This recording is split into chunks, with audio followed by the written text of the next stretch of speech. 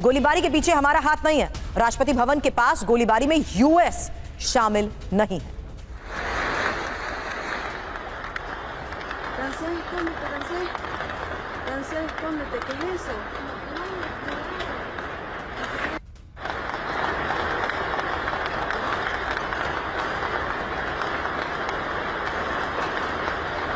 तो गोलीबारी के पीछे अमेरिका नहीं है। अमेरिका का राष्ट्रपति भवन के पास हुई गोलीबारी के बाद ही ये बयान सामने आया। जो कैराकास में राष्ट्रपति भवन के पास हुई फायरिंग के बाद के माहौल की तस्वीर आपने देखी। अफरा तफरी का ये माहौल, सेना का एक्शन, सेना की मूवमेंट।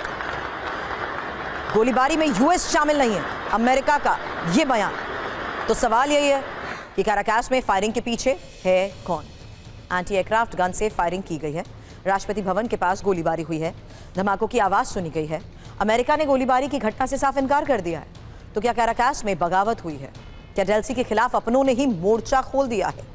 अब एक और बड़ी खबर है। कैराकास की सड़क पर गृह मंत्री उतरे, पैरामिलिट्री ग्रुप के साथ गृह मंत्री नजर आए। फायरिंग के बाद डियाजोदादो का यह एक्शन है, सरकार के समर्थन में नारे लगाए।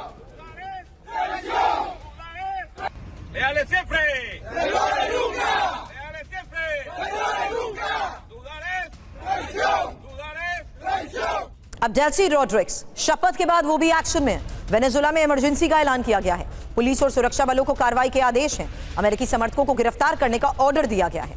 हमलों में अमेरिका का साथ देने वालों पर कार्रवाई।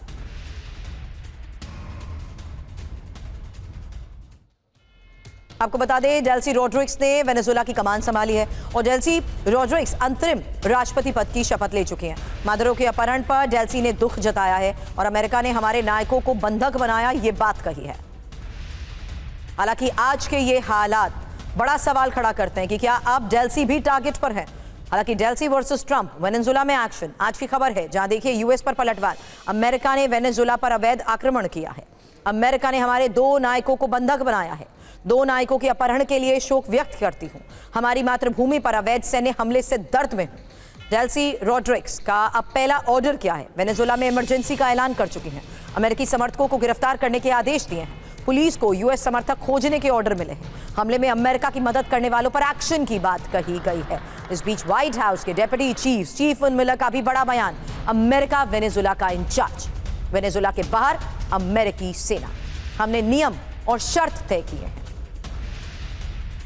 तो वेनेजुएला पर अमेरिकी कब्जा। हालांकि अमेरिका के अगले 5 कदम समझिए, जहां पहला कदम वेनेजुएला में एक और सत्ता संघर्ष, दूसरा कदम मादुरो समर्थकों का सत्ता से सफाया, तीसरा कदम अमेरिका अपने पसंदीदा नेता को वेनेजुएला सौंपेगा, चौथा कदम वेनेजुएला में अमेरिकी सैन्य बेस बनेगा, पांचवा कदम तेल ठिकानों पर अमेरिका का कंट्रोल।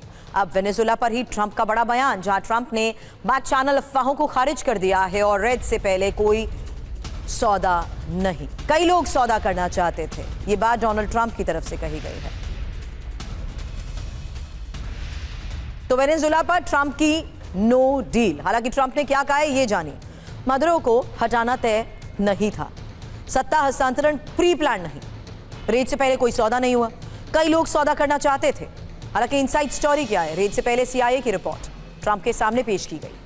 रिपोर्ट में मादुरो के वफादार को सत्ता सौंपने की वकालत की गई और उपराष्ट्रपति डेल्सी रॉड्रिक्स उपयुक्त चेहरा।